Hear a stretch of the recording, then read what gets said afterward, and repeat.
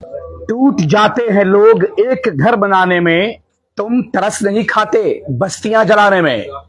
मैं इस वक्त सीतामढ़ी के नानपुर प्रखंड के मनियाडीह में हूं। जी हाँ, वही मनियाडीह जहां के मौलाना साद साहब को हरियाणा के नूह मेवात दंगे के चपेट में आने की वजह से मार दिया गया था और मौलाना साद का पार्थिव शरीर सीतामढ़ी के नागपुर पहुंचा था, जहां हजारों लोगों ने नम आंखों के साथ विदाई दी थी। ये दंगे क्या होते हैं, ये गुंडागर्दी क्या होता है, आप भले भांति जानते हैं। क्यों होते हैं दंगे, क्यों कराए जाते हैं दंगे, और इससे किसको प्रॉफिट और किसको नुकसान होता है, ये आपको बिल्कुल पता है। मौलाना साद का घर है। जी हाँ, नूह दंगे में मारे गए मौलाना साद मकान है, जो अब इस दुनिया में नहीं रहे। उनकी उम्र लगभग 18 साल थी। एक फसाद होता है, उस फसाद में कोई एक पक्ष का लोग शामिल नहीं होता है। हिंदू वर्सेज मुस्लिम, मुस्लिम वर्सेज हिंदू, दो पक्ष के लोग आक्रोश में आते हैं और देखते ही देखते बस्तियों के बस्तियां जल जाते हैं। मुझको बशीर बद्र का वो शेर याद आता है कि टूट जाते हैं लोग एक घर बनाने में, तुम तरस नहीं खाते बस्तियां जलाने में। मैं समझता हूं न दंगा करना कोई हिंदू चाहता है, न दंगा करना कोई मुसलमान चाहता है, लेकिन दंगे से जिसको फायदा होता है वही इंसान ये चाहता है कि दंगा हो, दंगे में लोग मारे जाए। अक्सर आपने देखा है कि जो लोग दंगा कराते हैं, दंगा करते हैं, दंगा करवाते हैं, दंगा को प्रायोजित तरीके से करवाते हैं, उनको इसका बेनिफिट मिलता है। कभी दंगा रिलीफ के फंड के नाते, कभी पार्टी के नाते, कभी सियासत के नाते, और कभी गांव में बंटवारा के नाते, कभी समुदाय के बंटवारा के नाते, कभी धर्म को एक दूसरे धर्म को लड़ाने के नाते। और इस तरीके से सियासतदान जो होते हैं वो दंगे कराते हैं। हर हिंदू, हर मुसलमान चाहता है कि हम एक दूसरे से मिलकर रहें, लेकिन होता क्या है कि आपके अंदर कुछ ऐसी गलतफहमी डाल दी जाती है, कुछ ऐसी अफवाहें उड़ाई जाती है, कुछ ऐसे मनगढ़ंत किस्से फैलाए जाते हैं कि हिंदू क्या, मुसलमान क्या, तमाम इंसान जानवर बन जाते हैं और तमाम लोग खून की होली खेलना शुरू कर देते हैं। खून की होली आप समझ सकते हैं कि अगर आप दुनिया में किसी को एक जीवन दान दे नहीं सकते, तो कौन आपको ये राइट्स देता है कि आप किसी की जान ले लो? कौन देता है ये आपको हक कि आप किसी की आत्मा छीन लो? कौन देता है आपको ये हक कि आप किसी के सीने में सैकड़ों खंजर उतार दो? कौन देता है आपको ये राइट्स कि आप किसी के सीने को भेदते हुए गोलियों को आर पार कर दो? कौन देता है आपको ये हक कि आप छोटे छोटे मासूम बच्चों को आप अनाथ कर दो? कौन देता है आपको ये राइट्स कि आप पढ़ने वाले, खेलने वाले, दूध पीने वाले बच्चों से उसके माँ, उसके बाप को छीन लो? मैं सिर्फ मौलाना साद की बात नहीं करूंगा। नूह दंगे में कई हिंदू और कई मुसलमान दोनों मारे गए हैं। जो हिंदू मरे हैं उनके साथ भी संवेदना, जो मुस्लिम मरे हैं उनके साथ भी संवेदना। लेकिन ये दंगे होते क्यों हैं, ये दंगे कराए क्यों जाते हैं? एक शेर है कि वतन बेच देंगे, गगन बेच देंगे, कलम के मुहाफिज अगर सो गए तो सियासत के ताजिर वतन बेच देंगे। और वैसे ही हो रहा है। यहां पर मौलाना साद के घर आज बहुत देर से, मैं समझता हूं कि महीनों देर से, राजद के लगभग 1 दर्जन विधायक, पूर्व विधायक, मंत्री और विधान परिषद के उप सभापति डॉक्टर रामचंद्र पूर्वे यहां आ रहे हैं। इसकी खबर हमारी टीम को लगी और हम लोग भी यहां अभी आ गए हैं। मैं ये कैंपस से मैं दिखलाया कि ये मौलाना साद का घर है, ये मकान है। मौलाना साद अभी अपने जिंदगी के नौजवानी के दहलीज पर ही जाते हैं कि मेवात में हुए दंगे की चपेट नूह तक चली आती है और एक अर्ध निर्मित मस्जिद के अंदर वो सो रहे होते हैं। रात में हमला होता है और मौलाना की जान ले ली जाती है। मौलाना के सीने पर दर्जनों चाकू से वार किए जाते हैं और बेरहमी से मौलाना को मौत के घाट उतार दिया जाता है। लेकिन ये सोचने की बात है, दंगे क्यों होते हैं, दंगे कौन कराता है, दंगे से किसको फायदा है? अगर आप ये नहीं सोचोगे तो कौन सोचेगा? क्या ऐसा लगता है कि जो दंगे कराते हैं उनके बच्चे मारे जाते हैं? कभी नहीं। जो दंगे को प्रायोजित करते हैं उनके बच्चे मारे जाते हैं? कभी नहीं। दंगा कराने वाले लोग, दंगा करने वाले लोग, कहते हैं ना कि कुत्ता कभी आग में नहीं पकता, कुत्ता कभी आग में नहीं गिरता, वो निकल जाते हैं। मासूम जो जिन्हें ये पता भी नहीं होता कि दंगे कब हो रहे हैं, किसने कराए, कैसे हो रहे हैं, और मैं जाऊंगा तो मेरे साथ क्या हो जाएगा। खा वो हिंदू हो, मुसलमान हो, दंगों के आग में झुलस जाता है, नारे तकबीर, अल्लाह अकबर, जय श्री राम के नारे बुलंद करता है और फिर शुरू होता है इंसानियत के रूप में इंसानों का ही नंगा नाच। और इस तरीके से लगातार जो इंसान एक दूसरे को गले लगाता फिरता है, वही इंसान एक दूसरे के खून का प्यासा बन जाता है। तुम हिंदू हो, हम तुम्हें मार देंगे, तुम मुसलमान हो, हम तुम्हें मार देंगे, तुम सिख हो फिर भी मारे जाओगे, तुम ईसाई हो फिर भी मारे जाओगे, तुम अगर राजपूत हो फिर भी मारे जाओगे, तुम अगर यादव हो फिर भी मारे जाओगे, तुम अगर शेख हो, सैयद हो, अंसारी हो, मुगल हो, पठान हो, बनिया हो, वैश्य हो, कुछ भी हो। कभी जातीय दंगा, कभी धार्मिक दंगा, कभी गांव गांव का दंगा, कभी इलाके इलाकों का दंगा। क्या है ये दंगा? क्यों होते हैं ये दंगे? किसको होते हैं इससे फायदे? क्या आपने कभी जाना नहीं? क्या आपने कभी सोचा नहीं? मैं समझता हूं कि देर पहुंचेंगे यहाँ पर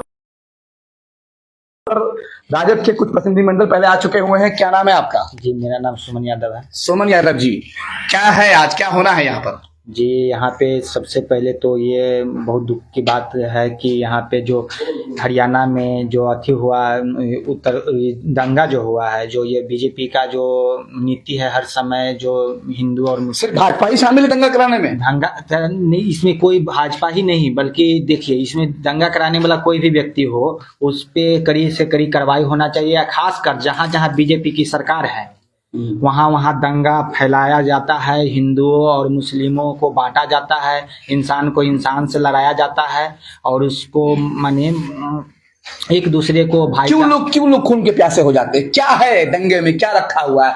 क्या है धर्म, क्या है मजहब, क्या है संप्रदाय, क्या है जाति? जब हम एक साथ दुकान में बैठ के हम चाय पीते हैं और एक नारा बुलंद होता है कि दंगा हो गया, फिर हम एक दूसरे के खून के प्यासे हो जाते हैं। ऐसा क्या घुलता है? ऐसा हमारे खून में क्या डाल दिया जाता है?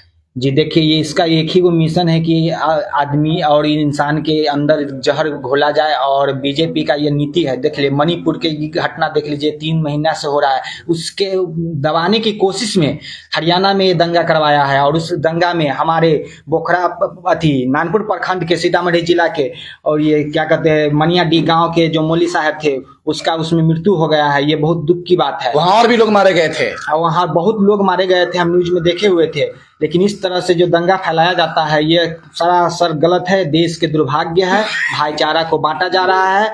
और यहाँ पे आप युवा हैं, नौजवान युवाओं के लिए क्या मैसेज है? युवाओं के लिए तो बहुत दुखद बात है कि अगर कोई भी युवा अपने हक के लिए आवाज उठाते हैं तो उस पर या तो मुकदमा करवा दिया जाता है या नहीं तो उसको मरवा दिया जाता है। क्या नाम हुआ आपका सर? सुरेश ठाकुर। सुरेश ठाकुर जी, क्या है दंगा? आप क्या उम्र हुई आपकी? उम्र 55 साल। आपने बहुत सारे हिंदू हैं तो मुसलमानों के साथ भी दोस्ती होगी, कभी चाय पिया होगा, कभी साथ रहे होंगे, लेकिन कभी सुन लिया कि दंगा हो गया, दंगा जैसा माहौल बन गया तो दिल में भय लगता है, डर लगता है। जी जी जी, ये डर आता क्यों है? ये डर फैलाता कौन है? ये डर के सौदागर कौन है? इससे फायदे किसको मिलते हैं? जो आतंकवादी है या गंदे लोग हैं जो चाहते हैं कि भाई भाई में एक साथ नहीं रहे, बटे रहे, वो लोग ऐसा करवा देते हैं। उन्हें चाहते हैं कि मैंने आपस में नेता, सियासत, राजनीति, जिसको फायदा होता है। जी जी जी। यहाँ पर आज राजद की टोली आ रही है जी। लोग कहते हैं कि बहुत लेट पहुंचे। जी, लेट से आ रहे हैं लोग। नहीं ऐसा बात नहीं है, लेट से क्या, मैंने सब लोग धीरे धीरे आए। मैंने कुछ लोगों को अपने साथ अपना निजी काम है या पार्टी का काम है या ऐसे है, इसके करते आगे पीछे आ रहे हैं। सब लोग तो आ ही रहे हैं। हर इलाके में थोड़ा सा माहौल बिगड़ा, थोड़ा एक दूसरे का, आप समझिए कि राम और रहीम का लफड़ा हुआ और पूरे गांव का लफड़ा हो गया। हमारे सामने राजद के एक और नेता है, पूर्व प्रमुख है आफ्ताब आलम मंटू जी। क्या हो रहा है आज? कौन कौन लोग आ रहे हैं? क्या मैसेज है? क्या होगा यहाँ पर आज? राष्ट्रीय जनता दल के लगभग 1 दर्जन से ज्यादा हमारे मंत्री, राजद के बड़े नेता हाफिज साद साहब के परिवार वालों से मिलेंगे और दुख की घड़ी में दुख बांटने के लिए आ रहे हैं। और हम उम्मीद करते हैं कि इनको इंसाफ दिलाने में राष्ट्रीय जनता दल आगे रहेगा। हरियाणा सरकार से भी लगातार राष्ट्रीय जनता दल अपनी बात रखता रहा है कि हाफिज साद के को मारने वाले को सख्त कार्रवाई। और भी लोग मारे गए थे वहां पर, कई सारे हिंदू भाई, कई सारे मुसलमान भाई, सारे सभी जो दंगा कराए हैं, जो दंगाई है, ये जो 2024 का जो लोकसभा का चुनाव भाजपा का ये गलत नीति है और देश भर में दंगा फैलाकर अपना वोट लेने का विकास। सिर्फ भाजपा ही दंगा कराती है और भी पार्टियों में जाकर करता रहा है? सिर्फ भाजपा इसमें सबसे ज्यादा नफरत की राजनीति करती है और देश को बांटने के लिए, संविधान को खत्म करने के लिए, हिंदू मुसलमान में नफरत फैलाने के लिए, ये इस तरह का वोट के लिए सिर्फ ये भाजपा ऐसा करवा रही है और देश में बड़े पैमाने पर करवा रही है और 24 तक और भी करवाएगी। हम तमाम लोगों से ये गुजारिश करेंगे कि भाजपा की गलत षड्यंत्र और उसके नापाक इरादों से बचने की ज़रूरत है और हम सब लोग उनके नापाक इरादों को ख़त्म करने के लिए पूरे तौर पर क्या कहते हैं जागरूक हों और उनके इस गलत रवैये के खिलाफ हम लोग नौजवानों को, समाज में जो लोग माने जागरूक लोग हैं, उन लोगों से ये हमारी गुजारिश है कि वो लोग आगे आके समाज में एक अच्छा मैसेज दें, इस तरह का माने वातावरण पैदा करें, इस तरह का वातावरण पैदा करें कि समाज में और कोई जी जी माने गलत माने दंगा ना हो। आप मुस्लिम समाज से हैं? जी। एज ए मुसलमान को क्या करना चाहिए कि हिंदू भाइयों को लगे कि आप उनके अपने भाई हैं? दे दीजिए। क्या करना चाहिए? कैसे विश्वास जीतेगा लोग एक दूसरे का? देखिए, जब तक कि आप उनके शादियों में नहीं जाएंगे, जब तक कि आप उनके घर में होने वाले घटनाओं में नहीं जाएंगे, जब तक कि आप उनको ये एहसास नहीं दिलाएं कि मैं आपका भाई हूँ। बिल्कुल कहीं पे भी कोई कमी मुसलमानों की तरफ से नहीं है। मैं यहाँ जमीन से जुड़ा लगातार माने समाज के बीच रहता हूँ। मैं उनके सुख में, दुख में, श्राद्ध में, मैयत में और बीमारी में, मैं हर तरह के मामले में हिंदू भाइयों के बीच जाता हूँ, रहता हूँ और मुस्लिम समुदाय के लोग भी मतलब बढ़ चढ़ के उन लोगों के साथ रहते हैं। कुछ लोग जो शरारती लोग हैं वही लोग माने हम लोगों माने मुसलमानों को माने ये क्या कहते हैं कि बदनाम करने के लिए इस तरह का हरकत करते हैं। ये बजरंग दल के लोग, भाजपा के जो कुछ माने आरएसएस के लोग हैं, बस यही लोग माने दंगा करवाते हैं। आम आवाम को इससे कोई लेना देना नहीं। आम आवाम को इससे कोई लेना देना नहीं है। जो आम आदमी है वो बेचारा मजदूरी करता है, जो आम आदमी है वो बेचारा 2 जून के रोटियों के तलाश में होता है। जो आम आदमी है उसे ये फिक्र है कि उसके बच्चे कैसे पढ़ेंगे, जो आम आदमी है उसे ये फिक्र है कि उसके घर की सब्जी कैसे आएगी। लेकिन जिनका घर भरा हुआ है, जिनकी पेटियां भरी हुई है, जिनकी तिजोरियां भरी हुई है, ऐसे लोग साजिश रचते हैं कि उनकी तिजोरी और मोटी हो जाए। क्या नाम हुआ सर आपका? निर्भय सिंह। क्या परिचय हुआ सर? बस यहाँ समाज सेवी है। क्या मैसेज है सर?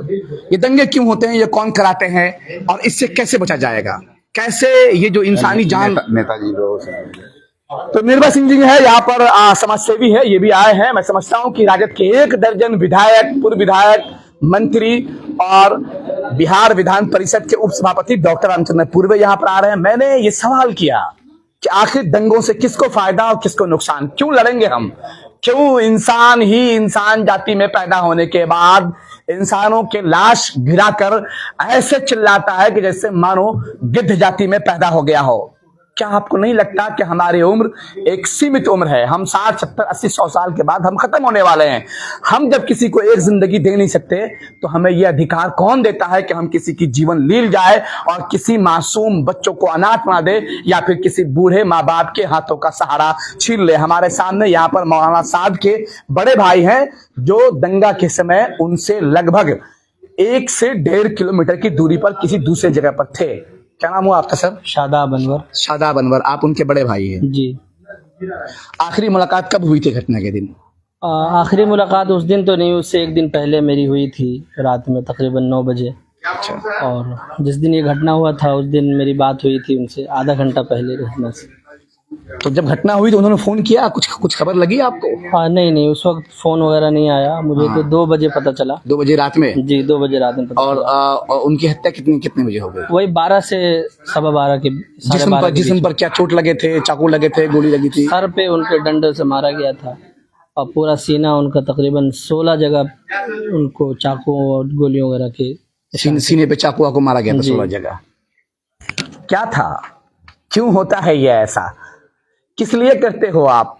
मैं उन लोगों से कहता हूं जो दंगे करते हैं, कराते हैं, या फिर जो दंगे में इस्तेमाल हो जाते हैं। मैं समझता हूं कि आप मासूम हो, मैं समझता हूं कि आप बेकसूर हो, लेकिन आप कभी कभी धर्म की आग में ऐसे धड़कते लगते हो, आप ऐसे धड़कते लगते हो कि मानो खुद को जला बैठो। आप अगर किसी को मारते हो तो आप जेल जाओगे, आपका बच्चा रोड पे आएगा। न सिर्फ मरने वाले का घर वीरान होता है, बल्कि आप मारने वालों का भी घर वीरान होता है। मैं समझता हूं कि अगर कोई गलती करता है तो उसकी गलती का जो रिएक्शन होता है वो रिएक्शन से न डरे। कोई गलती करता है तो आप उसके लिए संगठित हो, एक आवाज बुलंद करिए, और वैसे समाज के विद्रोहियों के खिलाफ, समाज के दानवों के खिलाफ, समाज के जानवरों के खिलाफ एक होकर के ऐसे लोगों को कानून के तहत सलाखों के पीछे भेजिए, मजबूती से गवाह कराइए। आप भी जब दंगों का जवाब दंगों से देंगे तो समझिए कि इंसानी जाने, इंसानी लाशें और नर मुंड के ढेर पड़ जाएंगे, और फिर इंसानियत करा उठी। मैं अपने आखिरी उसी शेर के साथ मैं अपनी बात खत्म करूंगा कि टूट जाते हैं लोग एक घर बनाने में, तुम क्यों तरस नहीं खाते बस्तियों के बस्तियां जलाने में। कोई फायदा नहीं होना है, नुकसान आपका होगा, नुकसान आपके परिवार का होगा, मरने वालों का होगा और मरने वालों का होगा। अगर आपको हमारी खबरें पसंद आती हैं तो सब्सक्राइब कीजिए हमारा यूट्यूब चैनल, और अभी आप हमें फेसबुक पर लाइव देख रहे हैं तो हमारे फेसबुक पेज को भी लाइक कर ले। आप हमें सपोर्ट करें, पोस्ट को शेयर करें, कमेंट करके बताएं कि हमें और किस तरीके से अपनी पत्रकारिता को सुधारना चाहिए। आप देख रहे हैं the voice of Bihar news. कैमरे के पीछे अरशद सलीम, सरोज राजा और विनोद सिंह राजपूत काम कर रहे हैं। धन्यवाद।